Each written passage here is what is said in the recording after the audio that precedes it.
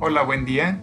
Bienvenidos a este canal académico, el correspondiente a las actividades de la materia de Biología de Protistas. Mi nombre es Rubén Hernández Morales, soy profesor de la Facultad de Biología de la Universidad Michoacana de San Nicolás de Hidalgo. Y por conducto de los profesores que integramos a la Jefatura de Materia de Biología de Protistas, les damos la más cordial bienvenida al ciclo de conferencias. Entre los profesores están la maestra María del Rosario Ortega Murillo, la maestra Reina Alvarado Villanueva, el profesor José Gerardo Alejandro Ceballos Corona, el profesor Juan Diego Sánchez Heredia y la profesora María Alejandra Sánchez Trejo, así como la profesora Sandy Fabiola Andrade Hernández. Por conducto de mis compañeros académicos les damos la más cordial bienvenida.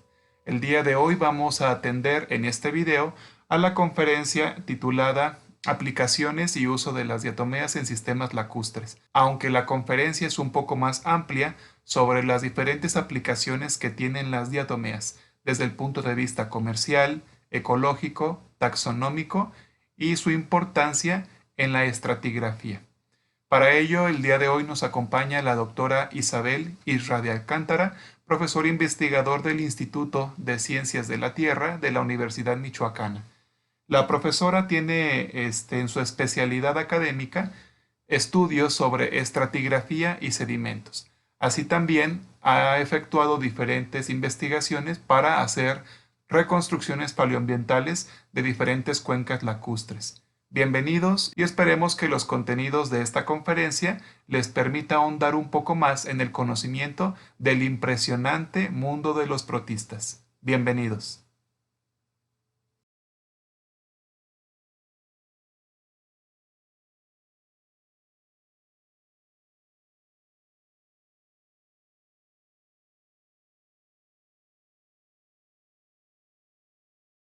Vamos a dar inicio a este ciclo de conferencias. Me voy a permitir presentar a todo el auditorio la primera charla.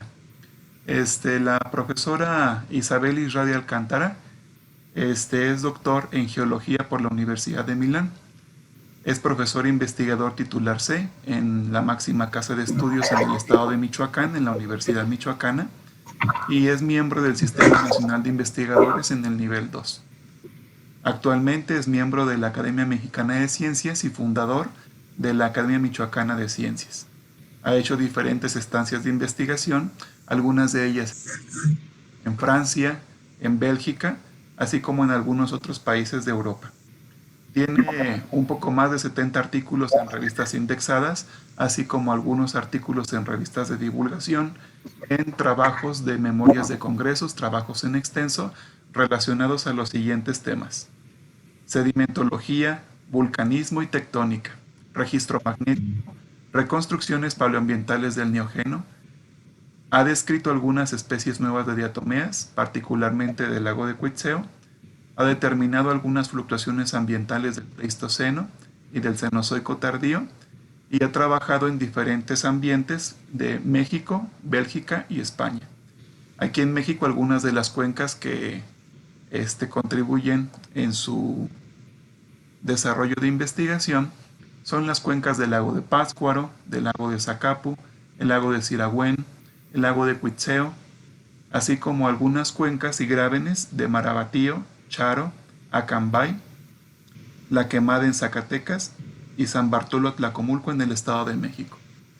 También ha participado en algunos estudios que derivan biología sobre la biogeografía de algunos vertebrados, en particular del grupo de los godeidos, así como el uso de diatomeas recientes en el biomonitoreo de sistemas lóticos como lo es el río Lerma.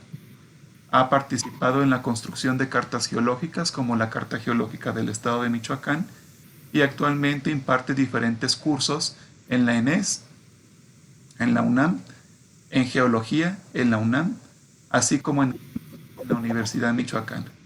Los cursos que imparte actualmente son estratigrafía, micropaleontología, geología física, procesos y ambientes sedimentarios, paleoambientes del cuaternario y estratigrafía. Tiene cerca de 20 tesistas de licenciatura ya graduados y titulados, así como alrededor de 20 estudiantes de maestría y 6 de doctorado. Dentro de los hallazgos científicos, la doctora Israde ha determinado especies nuevas del género Thalassiosira, particularmente la especie Thalassiosira huitziloensis.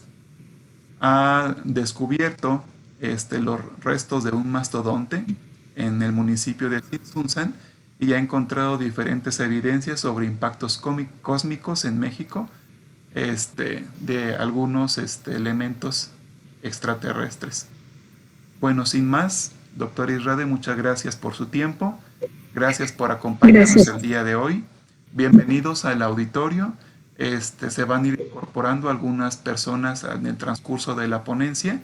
La dinámica es la misma. Vamos a, en este momento, a ceder la voz a la doctora Israde y mantenemos nuestros micrófonos apagados. Y en el transcurso de la ponencia vamos a ir escribiendo nuestras preguntas en el chat para posteriormente manifestarlas al auditorio para que con el apoyo y la experiencia de la doctora Isabel podamos irlas abordando en el transcurso de la sesión de preguntas al final de su ponencia. Bienvenidos todos, doctor Israde, les doy la palabra y estamos atentos a su presentación. Sí, muchísimas gracias. Ok, bueno, empiezo entonces. La presentación que hizo Rubén va a destacar algunos datos importantes acerca de las diatomeas. Yo he estudiado las diatomeas durante casi 28 años, más bien 30 años desde que empecé mi trabajo doctoral y la verdad me han dado muchísimo gusto, muchísimas satisfacciones y las van a ver adelante, pero también esta ponencia para ustedes que van empezando es para que entiendan cómo se adentra uno en el estudio de ciertos organismos y una vez que entiende sus aplicaciones y su importancia, cada vez van saliendo nuevas líneas y aplicaciones del conocimiento acerca de estas en particular, las diatomeas. Bueno, ¿qué son? Pertenecen al reino de los protistas, a la división Chrysophyta, y dentro de la división Chrysophyta pertenecen a la clase Basilarioficiae. Pueden vivir en distintos sistemas acuáticos. Aquí es una imagen donde las diatomeas están sostenidas a filamentos de algas en lagos. Y esta es una de las formas en las que ellas se manifiestan. Vean, cada una de estas es una diatomea, en particular esta se llama gofonema. Las diatomeas son de gran importancia como productores y siendo también plantas, que tienen parte de plantas y partes de animales, ahorita les platico. Ellas confieren más del 85% de la productividad en los mares y siendo plantas, el dióxido de carbono lo absorben, sacando entonces una cantidad de oxígeno que es el que nosotros consumimos como seres humanos. Ese es el primer eslabón de la cadena alimentaria. Y pues representa lo que llamamos, digamos, el forraje de todos los organismos más grandes que ellas, como amibas, copépodos, alevinos, etcétera. Ellas pueden vivir en el plancton, o sea, sin estar pegadas a ningún sustrato, ni de rocas, ni de nada. Estas generalmente son formas redondas, pero también podemos tener formas que están sujetas a plantas o sujetas a rocas o sujetas a cualquier otro tipo de soporte que les permita desarrollar su mucílago para poderse después desplazar. Este mucílago depende del tipo de diatomeas, pero en general avanza a 3 milímetros por hora. Ellas viven aproximadamente un mes, por lo tanto, son excelentes organismos indicadores de la calidad del agua en el momento en que ellas estuvieron presentes, por ejemplo, en descargas industriales, en ríos. Podemos saber si está presente la diatomea, si hubo cierto vertido contaminante, ya que estas se reproducen muy rápido. Están constituidas de dos valvas, hagan de cuenta una caja de Petri. Tienen una epivalva y una hipovalva. Y estas valvas están unidas por un cinturón conectivo que se llama cingulum. Aquí está la célula. Cuando ellas mueren, muchachos, toda esta célula que ven verde se deshace, se destruye, pero lo que le llamamos frústula, frústulas son las valvas, estas quedan intactas por miles, por millones de años. Así que podemos encontrar diatomeas, como yo he encontrado algunas, que tienen 8 millones de años, aquí en la zona de Charro, de Indaparapeo, para los que conocen un poco Morelia, donde hicieron los nuevos hospitales del ISSSTE y del Seguro Social. Tienen esta cubierta silicia, entonces para poderla nosotros estudiar, vemos la longitud de esa cubierta silicia, su ancho, cuántas perforaciones tiene, cómo están ordenadas. Fíjense que existen más de 20,000 especies, así que para poderlas estudiar necesitamos una buena cantidad de libros de taxonomía.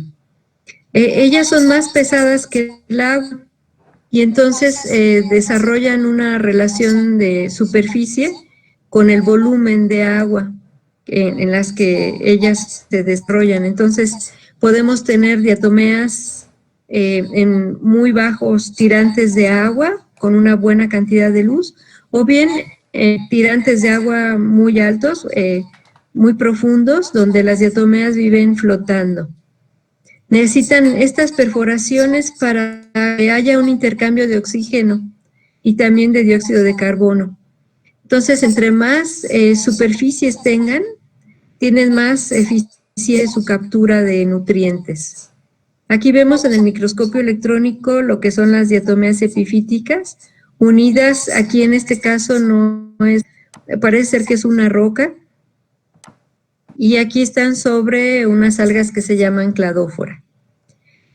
¿Por qué les decía al inicio? Pueden tener una reproducción sexual y asexual.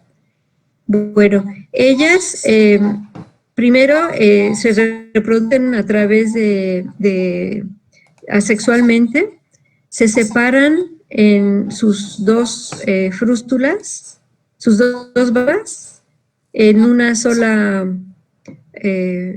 célula para formar células cada vez más pequeñas. Y estas células más pequeñas llega a un punto en que cada separación de la epivalva y la hipovalva es como una caja de zapatos, se va haciendo cada vez más pequeña, hasta que llega a un punto en que la célula original se produce otro tipo de reproducción que es la sexuada. Entonces, a través de la fusión de gametos y un cigoto, se desarrolla la célula y entonces esta empieza a crecer y al crecer genera una nueva valva de diatomea, y esta valva de diatomea, ¿qué creen? Tiene su longitud igual a lo que fue la diatomea inicial. Entonces, a partir de este proceso, esta diatomea más grande va entonces a iniciar su reproducción asexuada, haciéndose cada vez más pequeña hasta el momento en que ya la célula por su pequeñez no puede reproducirse, y entonces viene esta reproducción sexual. Es de los pocos organismos que pueden reproducirse de estos dos tipos de reproducción. Imagínense qué interesante. ¿Cómo vamos a recolectar estos organismos en campo? Pues es de los organismos que son más nobles para poderlos muestrear en campo. Necesitamos solamente llevar un cepillo de dientes y en una zona donde haya buena luminosidad y buena velocidad de corriente, limpiar las rocas, y estas rocas tienen una cierta textura que está asociada a las algas que se incorporan y que cubren la roca. Y este mucílago lo raspamos y después lo vemos en el microscopio. Es importante que cuando muestremos estemos en zonas donde no hay mucha variación estacional del nivel del agua, porque si no, no podríamos tener diatomeas. Algunas veces cuando estamos cepillando, pues hay organismos que no nos permiten continuar el trabajo. O bien ya cuando estamos en laboratorio o viendo al microscopio, también hay otros organismos mayores que no nos permiten observar. ¿Cómo vamos a procesar las muestras una vez que llegamos del campo? Bueno, necesitamos ácido clorhídrico para eliminar los carbonatos presentes y también peróxido de hidrógeno para eliminar toda la materia orgánica y entonces quede la frústula. ¿Cuál es la frústula, muchachos? Este material, solamente silicio, que quede intacto y limpio. Es que ya está intacto después de numerosos enjuagues y procesado con estos ácidos, queda solamente este mal blanco, que serán todas las frústulas limpias. Las montamos entonces en una lámina, en una laminilla, la dejamos que se seque durante un día y después la montamos con una sustancia que se llama náfrax, que es un montante con un alto índice de refracción. Ya que está seca y montada, la vemos en un microscopio óptico, generalmente a 40 aumentos para ver generalidades y para llegar específicamente a determinar qué especie es, necesitamos ayuda de un microscopio que tenga 1000 aumentos, apoyado de una cámara integrada para después poder nosotros identificar estas imágenes en libros de taxonomía. Hay veces que la ultraestructura de la valva es muy difícil de ver en el microscopio óptico, por lo tanto recurrimos al microscopio electrónico que nos permite ver organismos que tienen entre 1 y 5 micras. Las diatomeas en general tienen normalmente entre 10 y 20 micras como media. Las diatomeas han sido utilizadas ya desde los 80s como indicadores de polusensibilidad, pero se necesita un conocimiento taxonómico y ecológico de estas algas, cómo viven, dónde viven, ya que las algas, las diatomeas tienen preferencias, tolerancias y exigencias a las distintas condiciones fisicoquímicas del medio.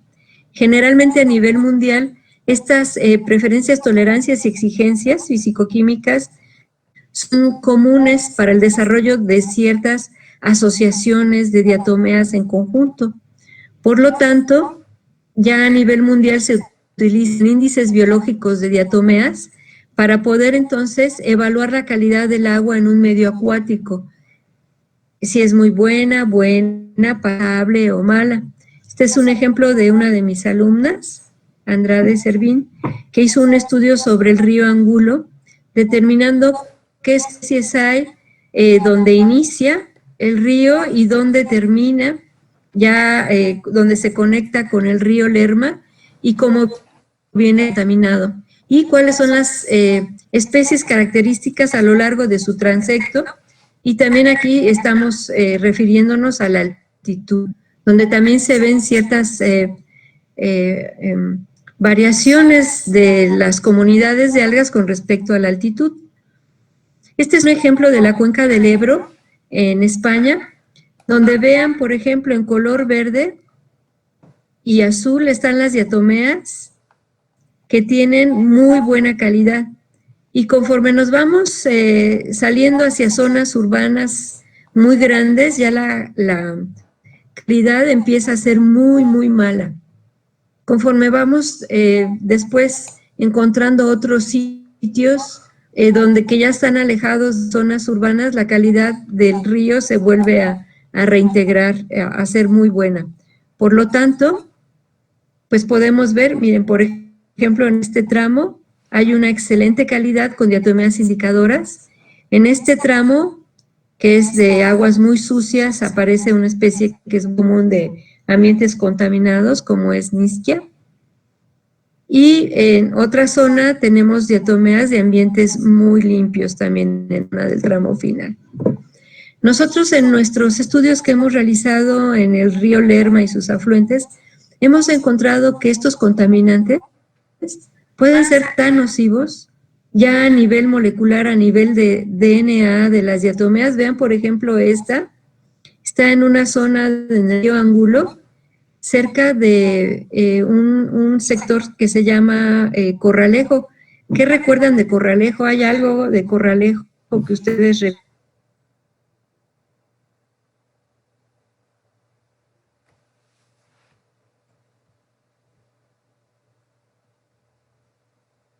De tratamiento del tequila Corralejo y lo vierten directamente al río. Y entonces, como no tienen la atención de tratar esa agua rica en tóxicos hacia el río, pues ya empiezan las diatomeas a tener ciertas deformaciones. Miren, por ejemplo, aquí un rafe normal se vería así, en el centro de la frustra. En cambio, aquí el rafe está sumamente deformado y lo que llamamos las estrías también ya presentan malformaciones. En esta zona en particular también están ya naciendo niños con malformaciones.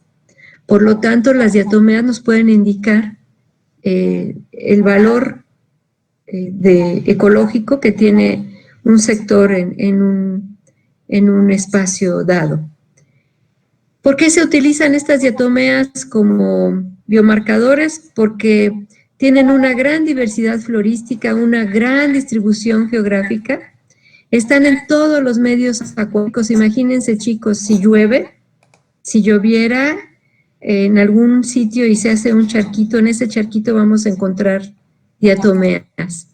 Ellas viven en ambientes de aguas dulces, salobres y también en aguas marinas, y tienen un gran poder integrador.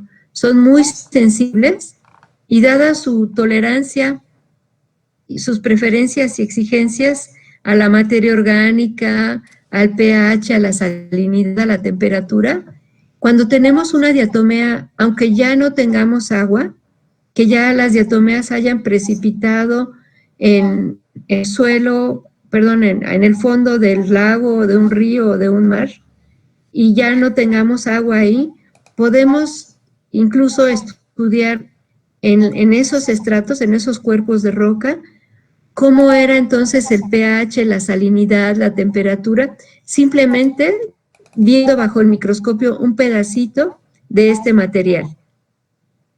El muestreo es muy rápido, las preparaciones para presentar las diatomeas bajo el microscopio son muy sencillas, podemos tener muy buenos archivos de resultados y es muy bajo costo tanto el muestreo como también el análisis. Por lo tanto, pues cada vez se necesitan más taxónomos porque la taxonomía es difícil, el conteo a veces es tedioso y requiere una gran cantidad de bibliografía. Sin embargo, una vez que ya tenemos la bibliografía, conocemos la taxonomía, es muy fácil incluso para alguien que se dedica a la gestión del agua, el poder usarla como un método de aplicación de la calidad del agua. Por ejemplo, aquí vemos en estas imágenes algunas diatomeas que nos indican su tolerancia a la contaminación. Aquí está de mediamente contaminada, nada contaminada y muy contaminada. Vamos a pasar a otro tema, siempre dentro de las diatomeas. ¿Para qué nos sirven las diatomeas en el medio actual donde vivimos? Bueno, ellas son buenísimas para eliminar olores, son excelentes absorbentes de humedad, son excelentes aislantes, son buenísimos filtros, los usan para filtros de agua que venden, filtros de albercas, sirven como soporte para pinturas, para darle la densidad a la pintura. Son buenísimos como filtros de aire. Quiero detenerme un poco aquí en el caso de Italia, porque en una localidad al norte de Italia, ustedes saben que ahora con el COVID, mucha gente falleció. Y entonces tienen una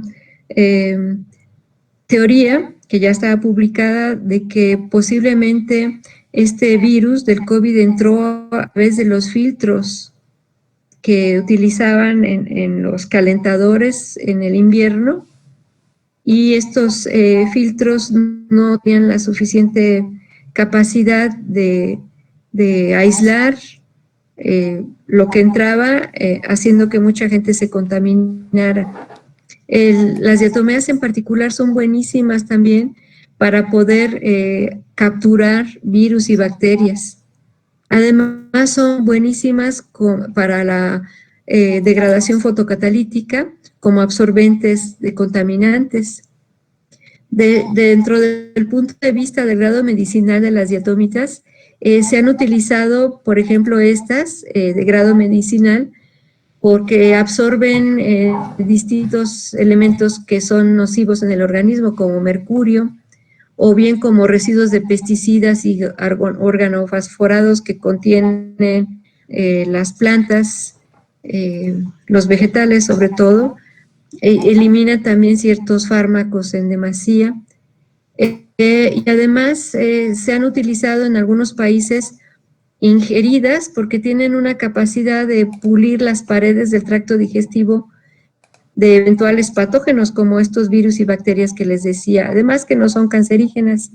Miren aquí el precio de las diatomeas: medio kilo cuesta 18 euros, el euro estará como a 25 pesos, y se los digo porque aquí en el entorno de Cuitzeo, de donde vivimos, hay grandes yacimientos de diatomitas, y hay gente industriales que las están produciendo y procesando para poder venderlas.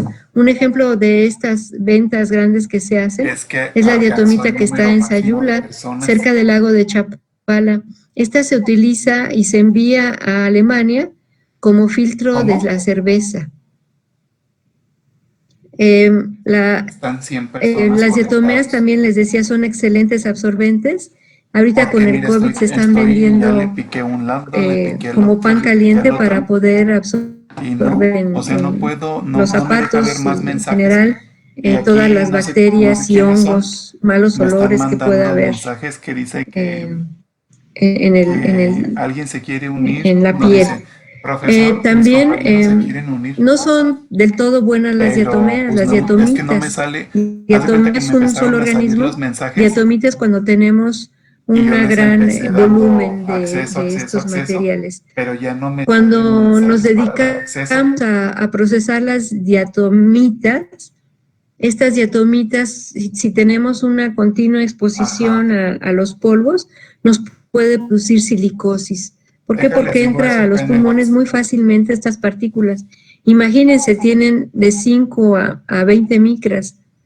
Por lo tanto, cuando estamos trabajando en una diatomita, es muy común que tengamos estas molestias, tanto a nivel pulmonar como también a nivel de la piel. Sentimos esta abrasión de las diatomitas.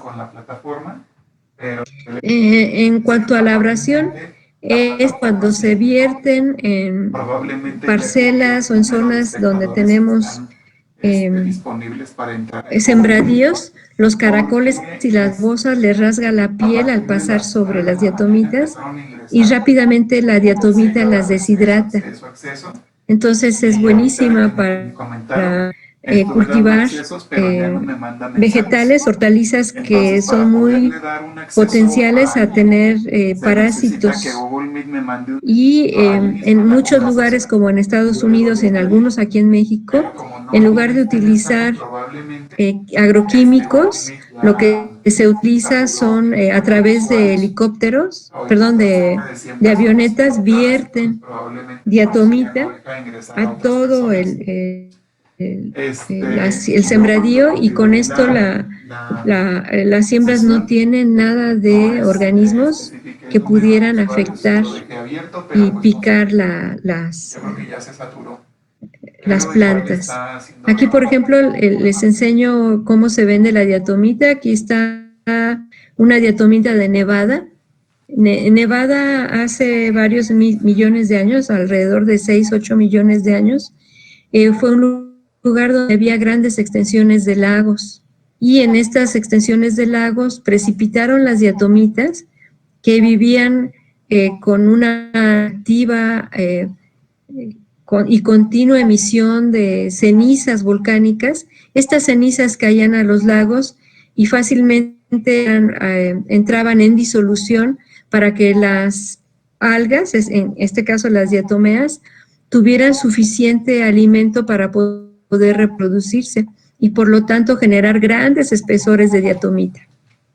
¿Para qué más nos sirve la diatomita? Como pesticida para eliminar chinches, hormigas, parásitos en las gallinas cuando están en sus nidos, también en pulgas, garrapatas y ácaros en vacas, incluso en perros y gatos, que son mascotas que tenemos normalmente. Incluso ahí encontré un artículo que decía que también en piojos, imagínense, porque la diatomita a nivel farmacológico también se puede utilizar como si fuera un champú seco.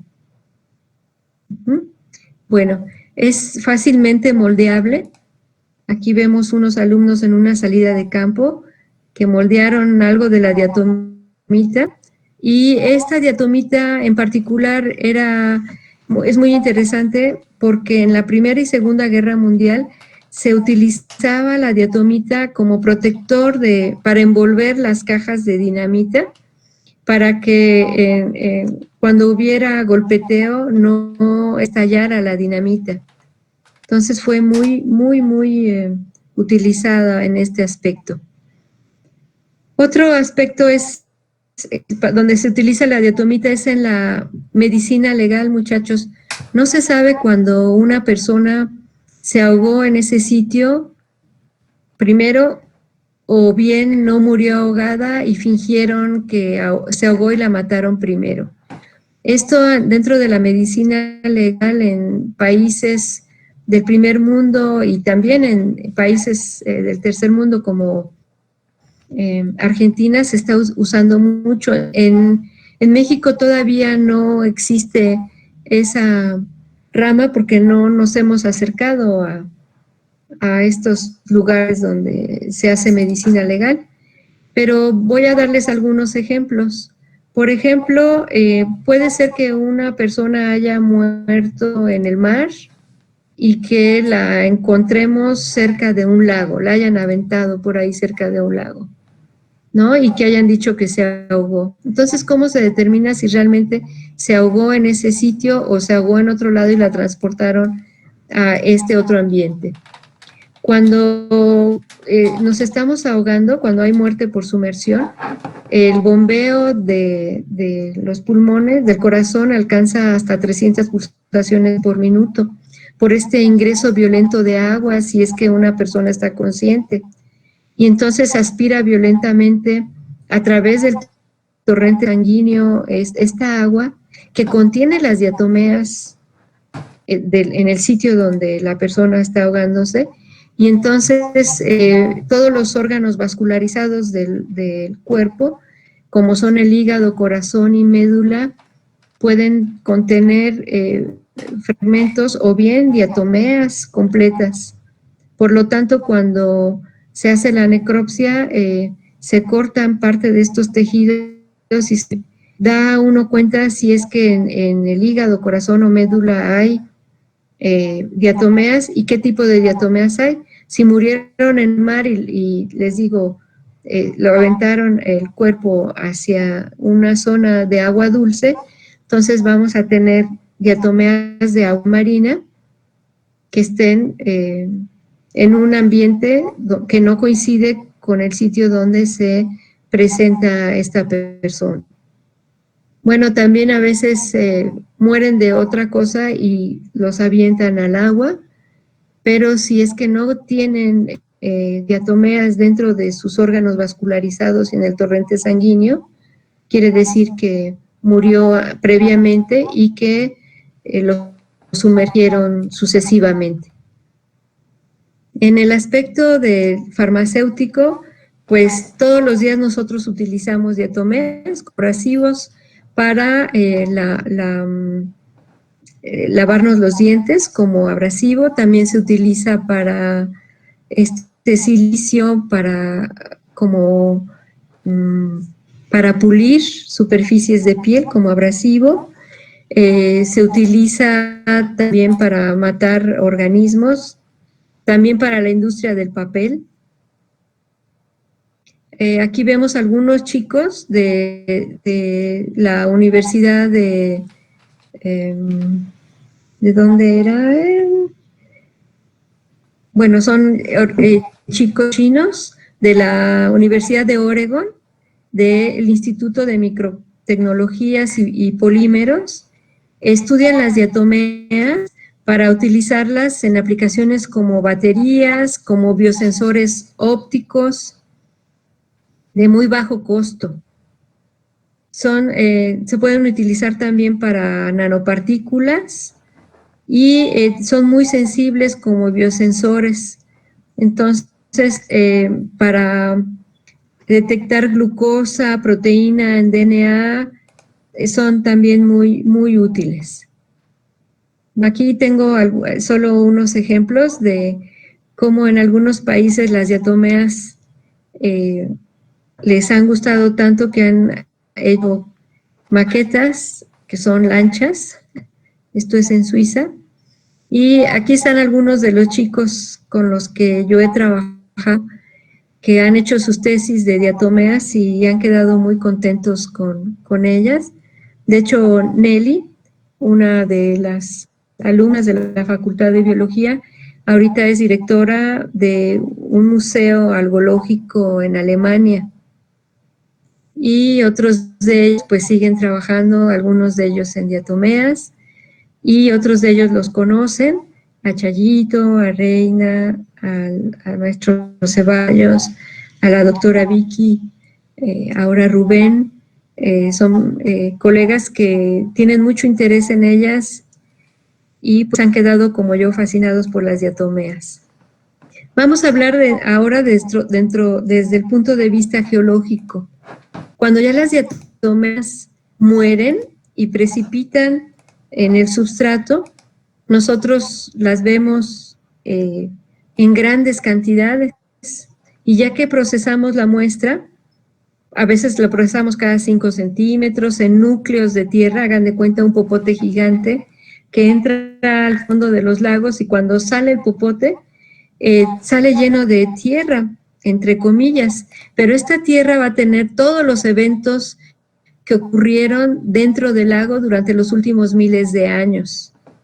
Por ejemplo, eventos volcánicos, eventos de sequía, eventos de deformación, y pues por ello son muy utilizadas para entender el contexto climático y tectónico. Pero, ¿qué sabemos de las diatomeas en ese ambiente? Miren, las diatomeas existen desde el Eoceno, Oligoceno, en el ambiente lacustre, o sea, en los continentes. Sin embargo, ya hay diatomeas en ambientes más antiguos. Desde el Triásico, Jurásico ya había diatomeas. Pero la información en el continente está muy fragmentada, muchachos. ¿Por qué? Porque las diatomeas, para que estuvieran en todos los continentes, debió haber agua y lagos y vulcanismo para que ellas pudieran tener la sílice de los volcanes para poder desarrollar su esqueleto. Y por lo tanto, pues está fragmentado porque los lagos no estaban en todos los continentes muy dispersos. Entonces es difícil analizarlas, tenemos que encontrar lagos y lagos que ya murieron, lagos que están secos, como el lago de Charo, por ejemplo. ¿Saben que el lago de Cuitzeo estaba anteriormente al sur? Más de 20 kilómetros al sur, en la zona de Charo. Todos estos depósitos blancos que vemos son diatomeas, que en conjunto cuando precipitan y en grandes cantidades forman lo que llamamos diatomitas. Otro problema ha sido la redefinición de colecciones. En los tiempos de Hofstede y de Darwin, pues ustedes saben cómo eran los microscopios utilizados. No tenían las magnificaciones ni la precisión. Por lo tanto, muchas diatomeas que ahora tienen, les digo, hay más de 20,000 especies. En ese tipo, pues había muy pocas especies. ¿Por qué? Porque no había precisión en la observación taxonómica de ellas y por lo tanto no se podían definir los nombres correctos. Además, no había microscopio electrónico para observar la ultraestructura de las valvas. Por otro lado, no había fechamientos de radiocarbono, fechamientos de rubidio, estroncio, potasio, argón. Estos fechamientos radiométricos que nos ayudan a saber el estrato donde está la diatomea, qué edad tiene. En este caso, la diatomita. Ya hablamos de la discontinuidad de las sucesiones estratigráficas. ¿Qué quiere decir esto? Sucesiones son capas de roca que están ordenadas de la base a la cima, de más antigua a más reciente. Entonces, no siempre tenemos sucesiones estratigráficas bien representadas. A veces están cubiertas por volcanes o bien las fallas ya las cubrieron, etcétera, por lo que no podemos analizar estos estratos a detalle. Y por otro lado, hay micropaleontólogos escasos. Nos contamos con los dedos en México, los investigadores que nos dedicamos a estudiar las diatomeas. Por lo tanto, no conocemos a nivel global qué ha sucedido con ellas. La información está muy dispersa. Cada vez están generándose y reabriéndose las colecciones antiguas para poder reanalizar y volver a publicar con su nombre correcto muchas de las colecciones. Aquí vemos algunos de los ejemplos de zonas donde hemos estudiado. Aquí estamos en el lago de Sirahuén, con este popote gigante que les digo, se llama nucleador, en una balsa. Una vez que sale el material de este tubo, en laboratorio sacamos 4 muestras de tierra. Aquí estoy analizándolos cada 5 centímetros y utilizamos esta poquita cantidad de material para analizar polen, diatomeas, geoquímica y mineralogía. ¿Qué nos pueden indicar las diatomeas? Pues cómo eran las costas pasadas, cómo fue el avance de los glaciares, cómo era la producción de mares y lagos. Si tenemos abundantes diatomeas por centímetro cúbico, pues era muy, muy abundante. Si tenemos poca producción, ahí había un estrés en el ambiente que no permitía que las diatomeas se desarrollaran. Y por lo tanto podemos hacer interpretaciones no solo de los niveles lacustres y marinos, sino de qué es lo que sucedía a grandes rasgos en el ambiente.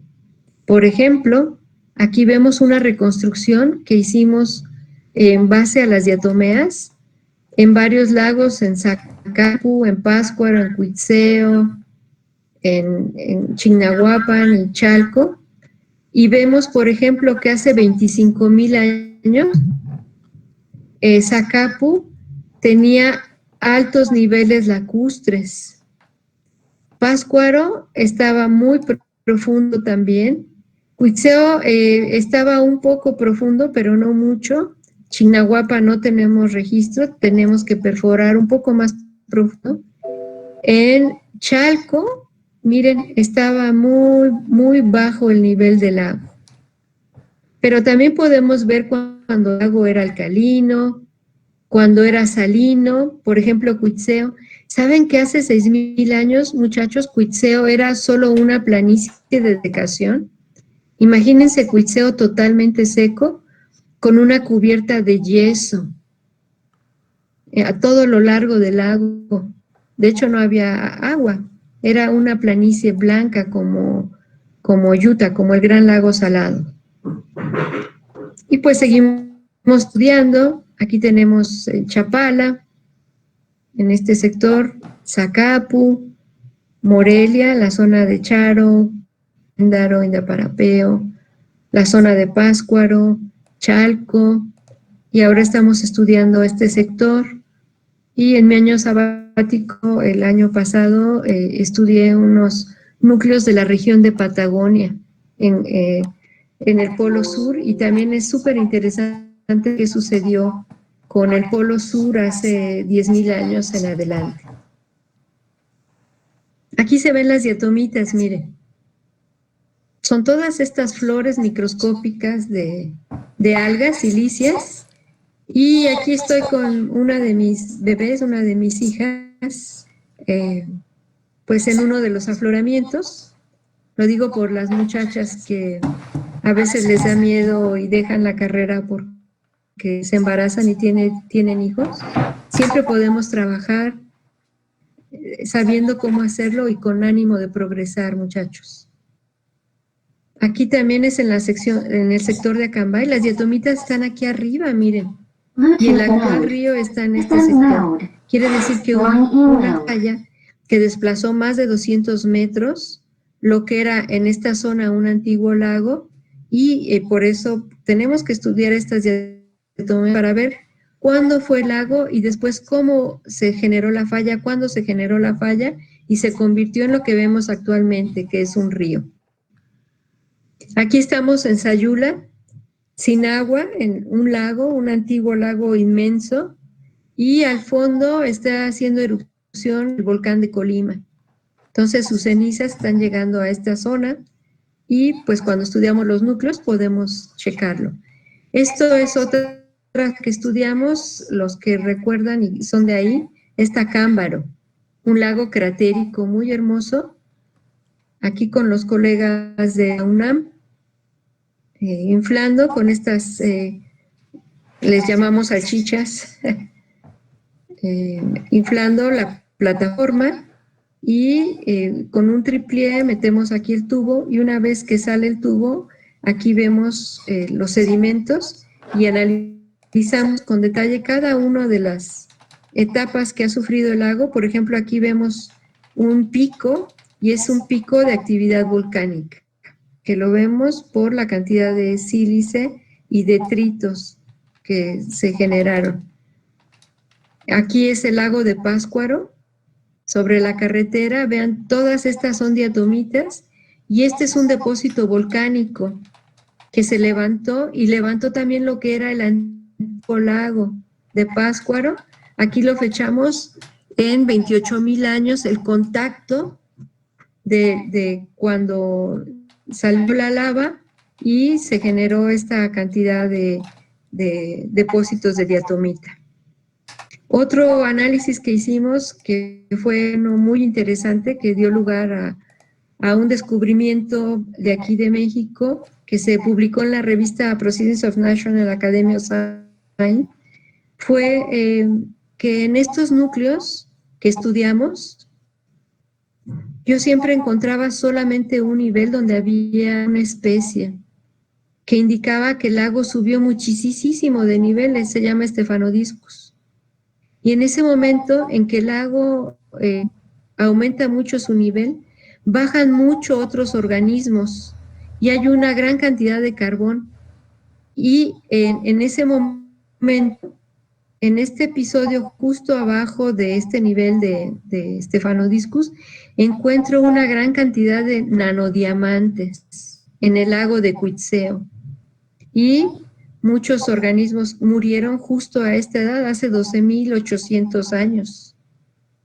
Hay una gran combustión espontánea cuando cae un meteorito y entonces todo lo que era la cuenca, hay una gran ignición, una onda de choque, y se cubre totalmente el ambiente de humo, de gases tóxicos, pero también de carbón, y ese depósito está justo en el momento en que se genera pocos días después una gran sobreabundancia de esta especie, que estamos asociando a la cola del meteorito. Cuando el meteorito cae en la Tierra, ingresando por la estratosfera, él inicialmente es hielo, la cola está cubierta de hielo, formada de hielo, y cuando entra de la estratosfera hacia la atmósfera hay una gran fricción y empieza a haber combustión, y esta combustión genera la gran mortandad y ignición, y por lo tanto todo el agua que entra de la cola del meteorito sube el nivel del lago, y por lo tanto este organismo se reproduce por única vez en el lago a gran escala. En las diatomeas también podemos encontrar organismos que están petrificados, como estas algas. Podemos encontrar abundantes escamas de peces, como hemos encontrado en la región de Charo. Podemos encontrar restos de insectos. Y como ven, el estudio de las diatomeas es muy interesante. ¿Qué nos falta por hacer?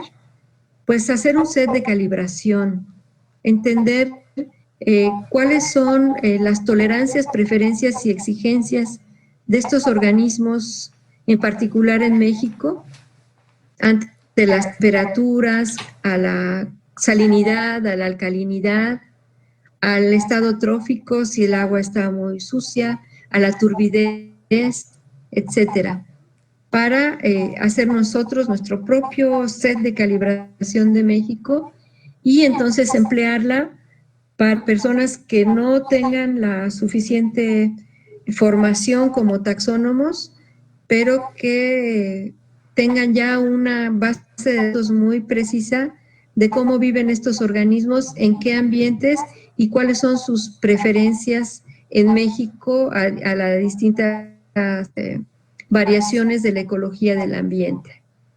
Tenemos que encontrar taxónomos o bien biólogos, geólogos, químicos. Les gusta hacerse preguntas de investigación y que generen iniciativas novedosas. Una de estas iniciativas novedosas ahorita la estamos aplicando justo para el COVID con las diatomeas, pero hay una cantidad enorme de aplicaciones que podemos hacer con las diatomeas. Y pues esto es todo, muchachos. No sé si tengan preguntas.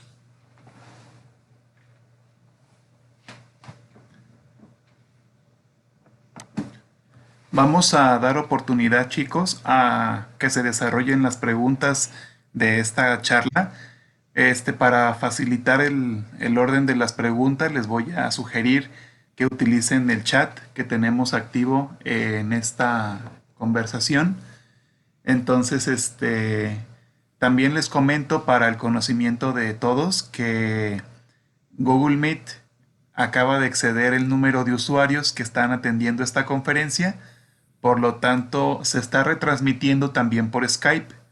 Entonces, si alguno de ustedes tiene compañeros que no alcanzaron a ingresar a esta conferencia, va a ser retransmitida también por YouTube una vez que el video cambie de formato, pero de forma instantánea estamos atendiendo el canal también en Skype.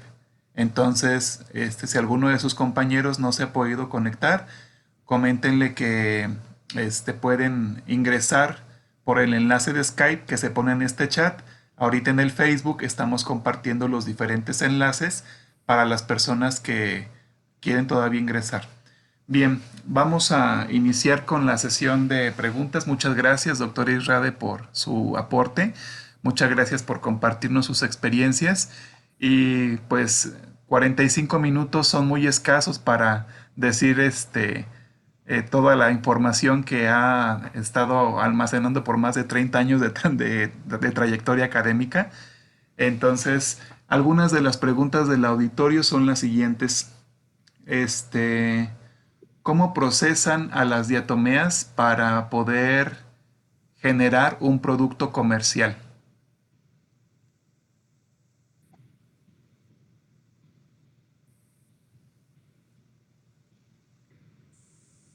Ajá. Necesitan tolva, es como poder hacer que el grano sea más fino, porque a veces están aglomeradas las diatomeas por humedad, por ejemplo, entonces tienen que secarla y usan estas tolvas con un poco de temperatura para poder secarlas y después verterlas en costales. A veces la diatomita, que es la roca que se forma por la acumulación de diatomeas, esta tiene impurezas, por ejemplo, niveles de arcilla, que indican fluctuaciones en los niveles del agua. O bien tienen otra impureza que son sílice, sílice que no es de las diatomeas particularmente, sino proviene de aportes detríticos derivados de los volcanes o de erosión hídrica por el cambio en el contexto hidrológico cuando hace erupción un volcán. Entonces, estas cenizas y detritos que llegan al lago, al centro del lago, pues también no son potenciales para poder tener absorbentes o como para evitar los malos olores. Pero así se procesan en general, es muy sencillo procesarlas. Muy bien.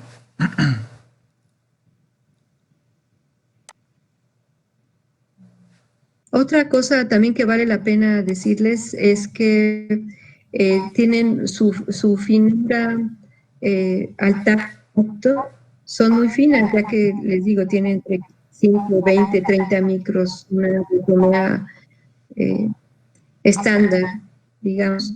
Entonces, cuando sentimos granos más gruesos como del tamaño del azúcar o de la sal, ya no se asocia tanto a una diatomea. Entonces, aunque no tengamos microscopio, podemos aislar fácilmente lo que son diatomeas de otros organismos a través de un mallado. Muy bien, muchas gracias. Hay otra pregunta sobre cómo las diatomeas se utilizan para datar el tiempo. La pregunta está en específico sobre si las diatomeas tienen algo en particular que permita datar en el tiempo.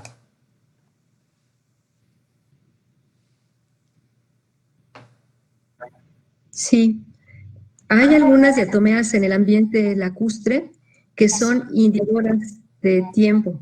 O sea, ¿por qué son indicadoras? Se llaman fósiles índice, porque ellas tienen una amplia distribución geográfica, pero se depositaron en un corto tiempo. Por lo tanto, desde el punto de vista estratigráfico, van a estar solamente en un nivel a lo largo del mundo representadas. Entonces, cuando nosotros vemos estos organismos que generalmente son especies centrales, porque hay especies centrales y penales. Las centrales son formas redondas, mientras las penales tienen una simetría generalmente bilateral. Entonces, a veces intercalados entre estos grandes yacimientos de diatomitas tenemos cenizas volcánicas.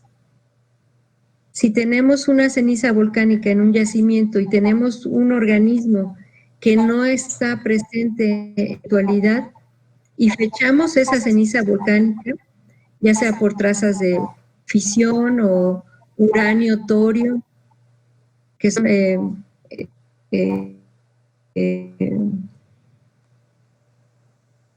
instrumentos de decaimiento radioactivo, podemos entonces asociar que es en una roca volcánica que está intercalada con las diatomitas, con la diatomita que está observada en el yacimiento. Fue lo que se hizo en la zona de Charo. En la zona de Charo, que todos conocen, por eso lo ejemplifico, se encontró una ceniza volcánica intercalada entre la diatomita. Se fechó por uranio torio esa ceniza volcánica y se llegó a una edad de 8 millones de años, 8 más menos 0.5 millones de años. Entonces, cuando se encontró una diatomea que no era conocida a nivel mundial, ¿qué es lo que hicimos? Encontré esa forma, la mandé a distintos lugares, a Rusia, Inglaterra, Estados Unidos, Argentina, donde hay taxónomos que estudian las diatomeas de hace varios millones de años y me indicaron que no la conocían, que nunca la habían visto. Entonces, en base a este material fechado, pude deducir que es una diatomea, que es un fósil índice que vivió hace 8 millones de años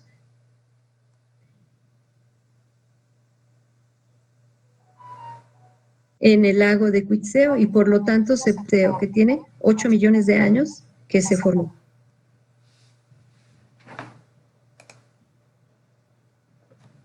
Muy bien, muchas gracias.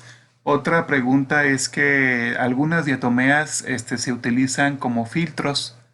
Me imagino que se refieren a al proceso de purificación de agua o a retención de algunos compuestos químicos. Menciona la compañera que si le podía orientar sobre cómo funciona una diatomea para fabricar filtros. Como lo vimos en la presentación, chicos, las diatomeas tienen poros, un sistema de poroides que están ordenados en una posición estratégica.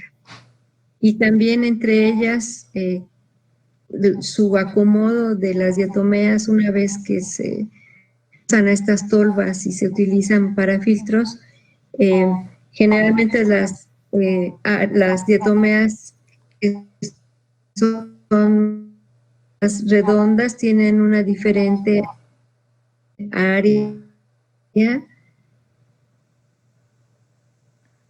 de filtración con respecto a las diatomeas que vamos a poder utilizar, ya sea diatomeas centrales o diatomeas penales.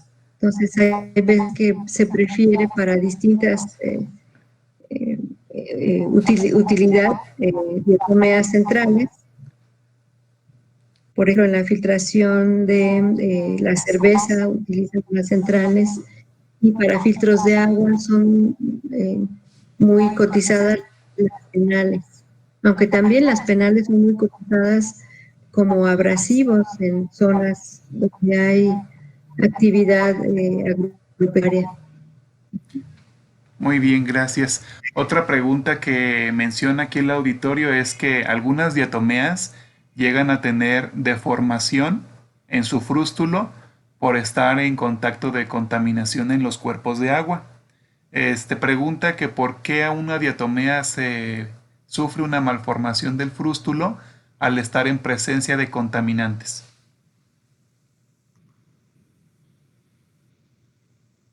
Pues es una pregunta difícil para mí. Yo sé que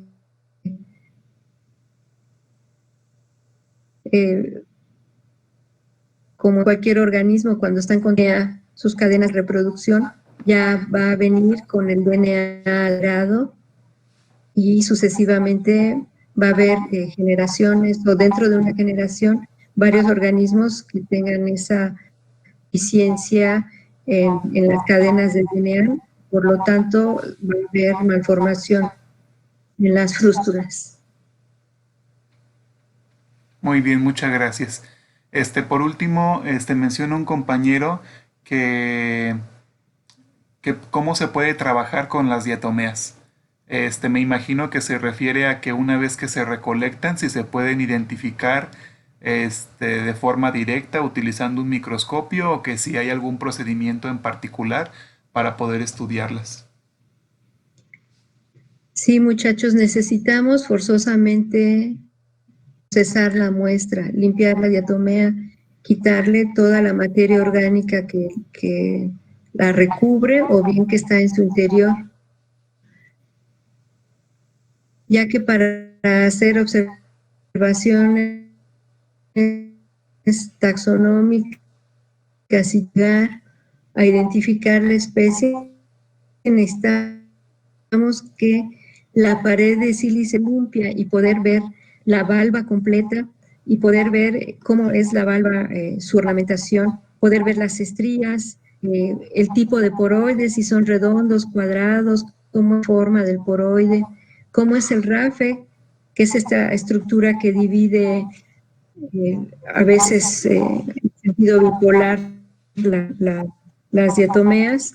Necesitamos que esté muy limpia. ¿Cómo se limpia? Lo platicamos en la presentación. Necesitamos utilizar generalmente peróxido de hidrógeno. Hay veces en lugares donde no tenemos el peróxido o que necesitamos hacer una agua muy rápida, se le pone un poco de cloro. Y este cloro limpia un poco la diatomea para poderla observar bajo el microscopio con un portaobjetos de objetos. Muy bien, bueno, pues con esto vamos a dar término a la primer conferencia del día de hoy. Nuestro ponente que continúa, el doctor Eberto Novello, ya está en línea. Doctora, muchísimas gracias por su tiempo. Muchas gracias por atender a esta invitación de la materia de biología de protistas para conocer un poco sobre las diatomeas, sus aplicaciones y sobre todo algo muy importante que la mayoría a veces desconocemos sobre cómo las diatomeas pueden utilizarse para marcar los cambios ambientales que tienen diferentes regiones de nuestro planeta. Aquí en México, pues gracias al grupo de investigación en el cual usted participa, hemos tenido luces importantes sobre la evolución de todo el sistema lacustre dentro de México. Agradecemos mucho su tiempo, su disposición. Gracias a ti, Rubén, y gracias, muchachos. A mí me encanta difundir esto de las diatomeas, que, como ven, siempre nos dan grandes sorpresas. Así es. Hasta luego. Hasta luego, doctora, muchas gracias. Para todos los compañeros que no pudieron atender la conferencia de la doctora Isabel Israde, no se preocupen. Vamos a retransmitirla por un video que va a estar disponible en el canal de YouTube de Rubén Hernández Morales, UMSNH. Es un canal académico en donde estamos proyectando las diferentes partes y contenidos teóricos del programa de biología de protistas. En este caso vamos a enviar estas charlas para que generen sus apuntes respectivos a la materia y tengamos una mayor audiencia en las cuestiones de aplicaciones o bien plataformas no sea una limitante para la difusión del conocimiento. Doctora Isabel, le mando un fuerte abrazo, muchas gracias por su tiempo y en breve le haremos llegar su certificado de participación para atender este ciclo de conferencias. Muchas gracias, doctora, un abrazo, que tenga buen día. Un abrazo muy fuerte, maestro Rubén, y gracias por invitarme. Hasta pronto. Hasta pronto, doctora.